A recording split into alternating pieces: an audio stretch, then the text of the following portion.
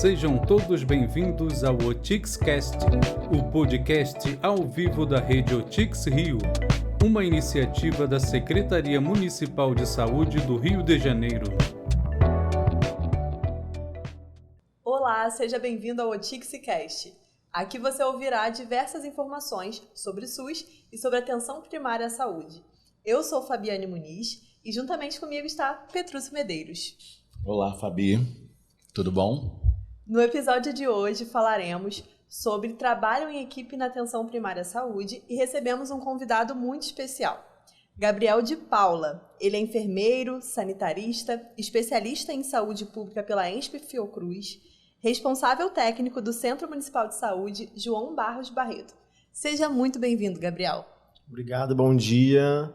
Hoje vai ser uma manhã bem conversante com vocês. Vamos lá, vamos começar.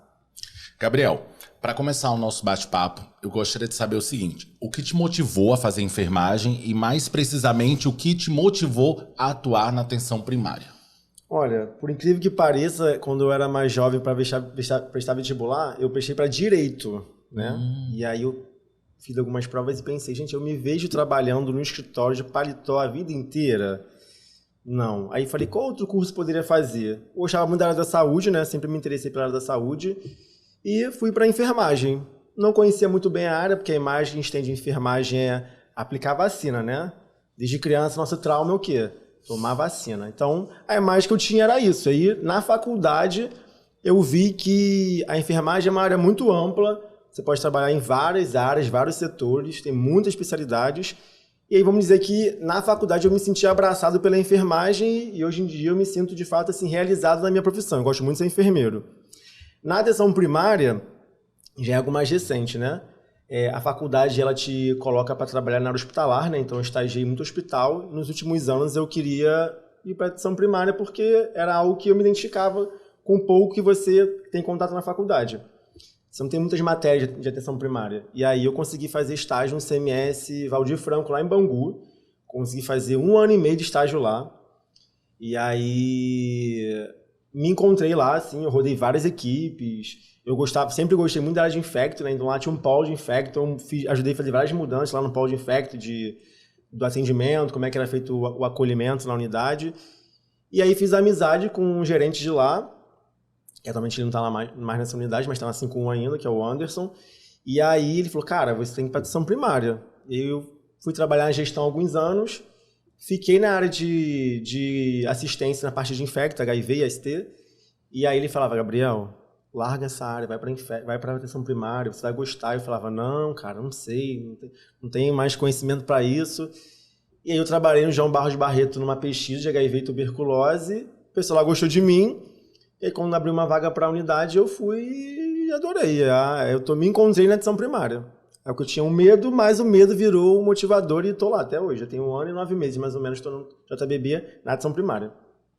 Gabriel, e como você percebe o público que frequenta o CMS João Barros Barreto? Quais são as expectativas que esse público tem em relação à unidade de saúde? O público ele tem um perfil bem diverso, né? Porque lá a gente tem equipes de territórios diferentes, por exemplo. A minha equipe é uma equipe de prédios, né? Então, uma galera, vamos dizer assim, com classe média talvez, e tem equipes de comunidade, então são perfis diferentes. O meu público vai ser um paciente idoso, usuários de PrEP, pessoas que trabalham no território, empregadas, porteiros, é bem comum, né? A gente tem lá, no meu perfil da minha equipe é esse. Então uma galera mais, botar assim, um adulto de 40 e poucos anos, 30 e pouco para idoso. Se você for pensar num público de comunidade, da comunidade da Ladeira dos Tabajaras, vai ser uma galera mais jovem, então vai ter muita gestante, muita criança. E até uma questão que a gente trabalha no RIC, os monitoramentos de indicadores, né? Quando a gente vê lá o monitoramento de gestante e de geovacina, que a gente fica de olho, as equipes de comunidade da Ladeira são as que têm maior quantidade, porque tem muito mais gestantes que as outras comunidades das equipes de asfalto, né, de prédios, e tem muito mais criança. Então a expectativa que eles têm, acho que é como de qualquer outra unidade de saúde, é chegar lá, ser bem atendido, ser resolvido sua questão de saúde, sua demanda, e a gente tenta fazer isso sempre que possível. Às vezes a gente não consegue fazer tudo na hora, né? Mas aí a gente vai usando outros profissionais, aí como a gente fala a questão do trabalho em equipe, né? uma família com algum tipo de vulnerabilidade, a gente aciona um serviço social, há um idoso que não tem familiar para ajudar, a gente vai no serviço social, então a gente tem que trabalhar sempre em equipe para poder resolver aquela demanda e ajudar aquela população. Você falou que parte da população aí da sua equipe é uma população idosa, né? Sim. E o CMS João Barros Barreto é reconhecido, né? É conhecido como referência aqui no nosso município no atendimento à pessoa idosa. Quais são as práticas ou serviços que são oferecidos lá na unidade que fizeram ela ter esse reconhecimento? Olha, Copacabana é um bairro com muito idoso, né? Eu não sei se ele é o bairro com mais idosos do Brasil, mas sei que tem muito idoso em Copacabana. Lá na unidade, a gente tem, por conta desse perfil do público de lá, né? Eles acessam bastante, a gente tem vários grupos de convivência. Eu vou olhar aqui para você, para poder falar para você quantos são, tá? A gente tem junto do Ney, que é o educador físico, a Academia Carioca e o Pilates, né? A gente tem com a Zilmar, que é a agente social, o grupo de convivência, que elas fazem aula de tricô e conversam assuntos do dia a dia delas, até direitos que elas vão ter em relação a sei lá, uma idosa que não tem família, não tem renda, ter acesso ao BPC. Então, elas veem a questão dos direitos dessa população e troca de experiência entre elas, né? Também, porque é muito importante essa troca com os semelhantes.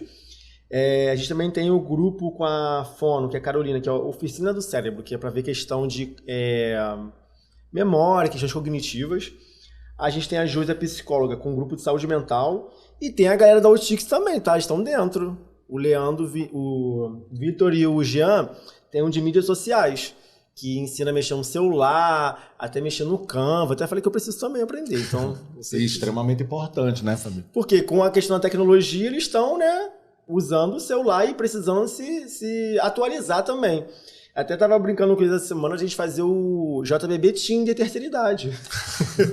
Interessante, né? Porque aí a pessoa solitária, sozinha, conhece aí um novo amor, a terceira idade, né?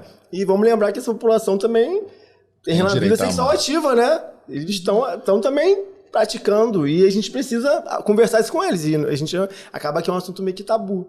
Tem muitas questões envolvendo aí os idosos. Tem a desinformação, que muitos deles, por não saberem lidar com a tecnologia, acabam caindo, né? Verdade. Então, é muito interessante essa iniciativa do Leandro, até já comentei com ele isso. Essa questão de você receber uma mensagem no WhatsApp e achar que é uma corrente de uma notícia fake e aí acaba compartilhando sem ver de fato que site é esse, é um site confiável, isso é verdade. Exato. A minha mãe é idosa no celular, então é um problema também, não consigo me comunicar com ela quando ela tá na rua. Então o celular é importante e saber mexer nele mais ainda. Gabriel, em relação ao internato de medicina que tem lá no João Barros Barreto, como essa integração ela auxilia na atenção primária à saúde? Então lá a gente tem internato de medicina, também tem enfermagem. A gente tem alunos de medicina, acredito que dos últimos períodos, do 11º período, né? E temos os alunos de enfermagem que ficam do 4º e 7º período. Eu acho muito importante eles estarem lá com a gente, porque você consegue de fato ver a teoria e a prática, né? E ver que a prática é bem diferente da teoria, né? Na hora que a gente vê lá no manual, no quadro, um fluxo assim, quando você vai na prática você vê, eita, aqui a gente tem que trabalhar de outra forma. Tem a especificidade da hora do que vai acontecer, e lá eles fazem tudo. A gente dá a mão, dá assim, braços para eles poderem fazer, fica no curativo, por exemplo, no caso dos enfermeiros, fica no curativo, fica em consulta com a gente, fica no procedimento, então faz teste rápido de Covid, teste rápido de ST, para pegar a mão mesmo e ver que de fato como é que funciona o serviço, né? Eu vejo os acadêmicos de medicina também com os médicos lá, eles atendem em conjunto, né? E vai pegando a mão, né? E lá é uma unidade muito demandante, então assim, a gente tem os pacientes agendados e tem os pacientes de demanda livre, que chegam para ser atendidos, brasileiros e turistas. Então você vê algumas equipes que por dia atendem de demanda livre 20 pacientes no turno da manhã, porque é uma equipe, uma unidade bem demandante. Então lá eles de fato conseguem aprender e botar em prática muita coisa que aprende na teoria na faculdade. Colocando a mão na massa. Literalmente. E quais são os desafios mais comuns no trabalho em equipe dentro de uma unidade de atenção primária à saúde? Eu acho uma principal que eu enxergo é a comunicação. A gente precisa sempre entender como se comunicar com o outro e se comunicar em equipe mesmo. E quando eu digo em equipe, até do auxiliar de serviços gerais até com o ACS, com o enfermeiro, com o médico, técnico, todo mundo tem que se comunicar, porque senão o trabalho não flui, né? Se um pilar desse não estiver funcionando bem, a unidade não vai funcionar. Então, acho que a comunicação é o principal, você dialogar com todo mundo, para poder todo mundo trabalhar bem. Outra questão que eu penso é você conseguir ter uma equipe, mobilizar uma equipe engajada, né? Porque, por exemplo, quando a gente pensa numa unidade de saúde, tem muitos atendimentos, mas a gente trabalha com indicadores. E o indicador, ele fomenta como essa unidade está performando. E se a gente tem uma equipe engajada, a gente consegue melhorar o atendimento, melhorar os indicadores, que é um trabalho de médio e longo prazo, né? Para poder melhorar essa unidade como uma visão de uma unidade bem avaliada. E é isso. Eu acho que os principais que eu enxergo é o trabalho em equipe e a comunicação entre essa equipe. Eu acho que é muito importante. Interessante. Muito bom.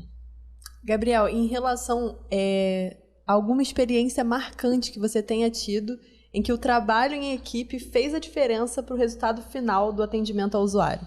Eu tinha quando eu entrei logo no JBB, eu tive uma usuária minha que ela teve uma gangrena de Fournier na nádega. Então é uma lesão que abre, ela era bem extensa, e ela foi avaliada, ela ficou internada, se não me engano, no Miguel Couto, teve alta e precisava do cuidado no domicílio, né?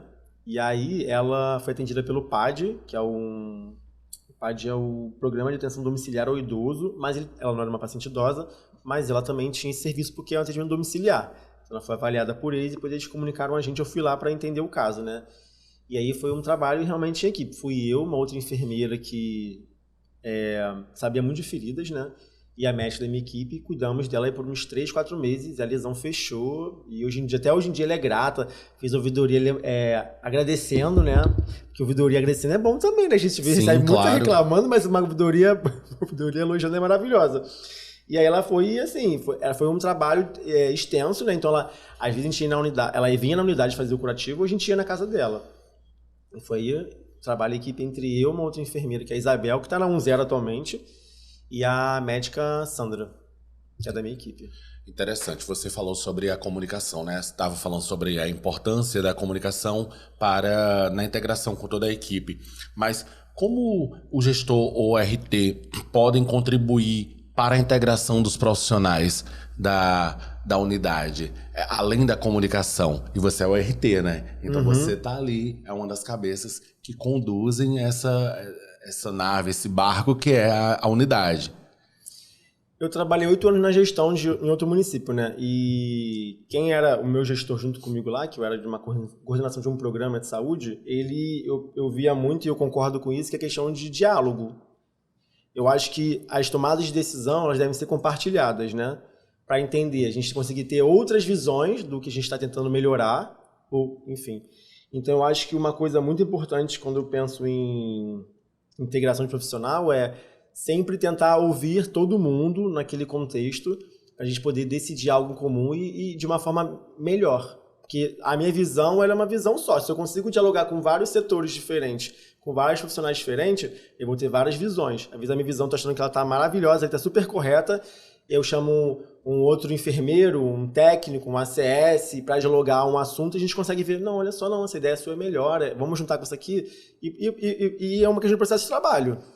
Você vai dialogando com todo mundo e tomando melhores decisões. Eu acho que eu enxergo o principal para você ter essa integração é o diálogo com todo mundo. Você ouvir todo mundo enfim, acho que é sempre o diálogo, eu consigo só enxergar isso. A nossa conversa está indo bastante para o teor da importância da comunicação. E além da comunicação entre os profissionais, qual a importância da comunicação com o usuário? Eu enxergo o usuário como ele é o link do território com a unidade, né? Então, assim, a gente tem uma reunião lá, que é o colegiado gestor, né? E durante muito tempo a gente sempre ouvia muita reclamação, né? Até que nas últimas a gente está sendo bem avaliado. Então, assim, se o usuário ele vem à unidade, a gente ouve a demanda dele, a gente consegue ir melhorando os processos de trabalho da unidade. Tipo assim, eu estou tendo um problema numa equipe X, sei lá, com agendamento de consulta, não sei. E a gente vai tentar resolver isso de alguma forma. Então, acho que o usuário ele precisa ser ouvido e participar desse processo de construção para poder melhorar esses problemas que estão surgindo. Então, eu acredito que é um termômetro da unidade, vamos dizer assim. sei lá, tá sendo mal acolhido. Se ele vem numa unidade, ele é bem acolhido, ele vai sentir bem à vontade naquela unidade e vai acabar criando vínculo. Isso eu acho muito importante. Então, o usuário, ele precisa estar participativo e, então, se sentir acolhido naquele ambiente que ele vai ser acompanhado. Até porque aquela equipe vai acompanhar ele pela vida inteira, vamos dizer assim, né? Lá a gente vai acompanhar uma criança, a gestante, o nascimento da criança no puerpério, e vai acompanhar até uma mãe crescer, engravidar, e vai nesse processo. Então, assim, é um cuidado contínuo, né?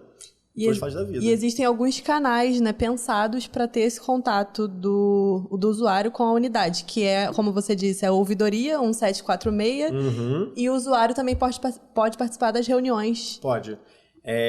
A gente até teve, foi outubro, o Accountability, né? Então, alguns usuários eles participaram, e são usuários que estão participando desse colegiado gestor. E, nesse momento, eles conseguem ver como a unidade performa, né? Como é que estava o indicador X no ano passado, como está agora, se melhorou ou não, o que piorou, o que melhorou, ou como pode melhorar para o próximo ano, a gente traça as metas, né? Então, é bom saber se apropriar disso para poder cobrar também se alguma coisa foi pautada de melhora e não está acontecendo. Então, acho importante sempre participar. E é isso. A população precisa participar desses locais para poder questionar enfim, ver as melhoras, né? A gente quer sempre que melhore, não que piore. Você atualmente está lá no JBB, né, na João Barros Barreto, que coincidentemente tem a estação Otix Rio Copacabana. E qual a importância, como você enxerga a importância do trabalho da parceria, né, entre estação Otix Rio e o CMS como um todo? Eu acho importante uma questão de gestão de espaços, né? Por exemplo, lá nós somos contemplados com 3 espaços que a gente pode usar, que é o laboratório, que é informatizado, se não me engano, são 2 computadores, que a gente usa bastante para fazer algumas atividades de trabalhar indicadores, de reuniões. Temos o auditório, inclusive eu usei ontem num grupo até 8 da noite. Leandro tá feliz, né? Porque, gente, o Leandro, se não usar aquele auditório lá, gente... Olha, ele fica mas os espaços são feitos para serem utilizados mas mesmo, é isso aí. Petrus, vai não usar. Ele fica até reclamando comigo. Então a gente sempre tenta, eu acho que a questão de gestão dos espaços para poder estar utilizando. Eu vejo também que a questão de ofertar os cursos, né? Eu fiz uma até de sonda vesical no Souza Guiar. Então estou sempre divulgando os cursos que tem para a gente poder se inscrever. E a questão de divulgação do trabalho da unidade, né? Porque às vezes a gente, por exemplo, eu faço muita VD de vacinação e eu sempre vou lá e falo, vou fazer VD. Eles falam assim, tira foto, manda pra gente, pra poder divulgar. Então, é um trabalho de divulgação do que acontece na unidade, porque às vezes quando a gente não divulga, as pessoas acham que não tem nada acontecendo. Então, eu preciso que vejam que a gente também trabalha, né? Sim. Ontem mesmo lá no grupo que eu tava, a gente foi lá tirar foto, gravar vídeo, aí as meninas falaram, gente, fica tranquilo, não vai aparecer o rosto de ninguém, tá? Mas eu preciso mostrar que eu tô aqui fazendo um grupo com vocês. Então, trabalho em conjunto de questão de gestão de espaço que a gente tem lá, né? Que é bastante amplo, tem unidades que não tem auditório igual grande que a gente tem, informatizado, com ar-condicionado geladinho, um biscoitinho também, tem lá um cafezinho. Então, eu acho importante esses espaços estarem sendo utilizados da forma que der, né? Com os grupos, com as reuniões, com capacitações, treinamentos que a gente sempre faz lá e divulgação do nosso trabalho no território. E até a questão também do grupo que eles fazem, né? De mídias digitais lá com os idosos. Muito bom. Muito legal que você também está comentando sobre a importância do trabalho em equipe da Otix com a unidade. A integração, né, das equipes, é muito importante isso, né? Que a gente sempre pauta muito sobre os nossos cursos, né? Então, a gente até deixa o recadinho, acesse www.otixrio.com.br/cursos e inscreva-se, tem vários cursos, tem toda uma carta de cursos lá para várias categorias. Então, vá lá, veja qual categoria você se encaixa e se inscreva no nosso curso. Mas também é importante frisar que não existe só as estações onde são oferecidos os cursos. Nós temos outras estações menores espalhadas pelo município inteiro, em todas as CAPs, em todas as APs, e desenvolvem trabalhos extremamente importantes, tal qual as maiores. Então, essa sua fala é muito importante, que mostra realmente a participação efetiva da Otix na atenção primária e atenção hospitalar como um todo. Cada vez mais tendo curso ofertando, é importante para a equipe da unidade e de outras unidades se qualificarem, né? Um atendimento mais qualificado é sempre melhor. E você comentou também sobre um ponto importante, que é a questão da promoção da saúde, né? Além da OTIC se apoiar nessa parte da educação permanente continuada, tem essa parte também de divulgar o que acontece. Foi o que você disse. Tem o Leandro, que faz parte da OTIC Copacabana, e estrategicamente ele divulga aquilo que está acontecendo na área de planejamento dele, que é a 21. Isso. E eu falo, tô indo fazer uma VD, quer ir comigo? Às vezes vão até comigo também. Isso é muito bom. A integração é muito importante. Vamos junto. É o elo, isso é de extrema importância. Eu trabalho muito bem. A gente trabalha muito bem junto, né? A gente lá, acho que a unidade em si com a OTIC lá trabalha bem, em parceria muito boa. Isso aí, eu não tenho nem do que reclamar quanto o Leandro, o Vitor e o Jean. Maravilhosos. Só elogios a eles. Olha aí, meninos. Às vezes eles me compram com comida, um biscoitinho, né? Um docinho. A OTIC sempre com um serviço de primeira qualidade. Eu aceito os biscoitinhos. Gabriel, estamos chegando ao final. A conversa foi tão boa que a gente nem percebeu o tempo passou passar. Rapidinho. E qual mensagem você deixaria para quem está ouvindo aí o nosso podcast? Eu acho que entender que a atenção primária é muito importante, né? Por uma questão de você quebrar cadeias de adoecimento com o tempo, né? Então, a gente tem uma questão das pessoas entenderem a importância da atenção primária enquanto saúde, acessar para o acompanhamento de hipertensão, diabetes, HIV, enfim, PrEP, vacinação. Acho que é importante estar acessando os serviços para você saber o que tem nas unidades de saúde, né? As pessoas nem conhecem o que tem, os serviços que a Secretaria de Saúde oferta, né, para a população. Entender que às vezes a gente está dando o nosso melhor, a gente está sempre dando o nosso melhor, tentando resolver todos os problemas. E para as equipes, eu acho que é questão de a gente tentar ter sempre diálogo para resolver as demandas que chegam até a gente. Às vezes é difícil por uma questão de dinâmica de trabalho, mas é tentar sentar, conversar com o outro, com as parcerias da unidade, exatamente isso, trabalho de equipe, né? Trazer outros atores, um paciente com questão de saúde mental, tentar ver o CAPS, enfim, psicólogo e dialogar. Eu acho que a grande questão que eu falei desde o início, que é o que a gente está conversando aqui, é diálogo. Eu acho que o diálogo é muito importante e é o que vai ajudar a gente a ir melhorando os indicadores, a assistência, enfim, acho que é isso. Gabriel, muito obrigada pela sua participação. Obrigada aqui ao meu parceiro Petrúcio Medeiros, que está sempre com a gente. Obrigado, Gabriel. Gente, obrigado pelo convite. Espero que tenha sido uma manhã proveitosa. Com certeza foi. Foi um ótimo diálogo. Obrigada a todos também que estão acompanhando mais um podcast. Não deixe de nos seguir nas redes sociais, OTIX Rio _2021 e no YouTube OTIXcast. Tchau, tchau e até a próxima. Tchau.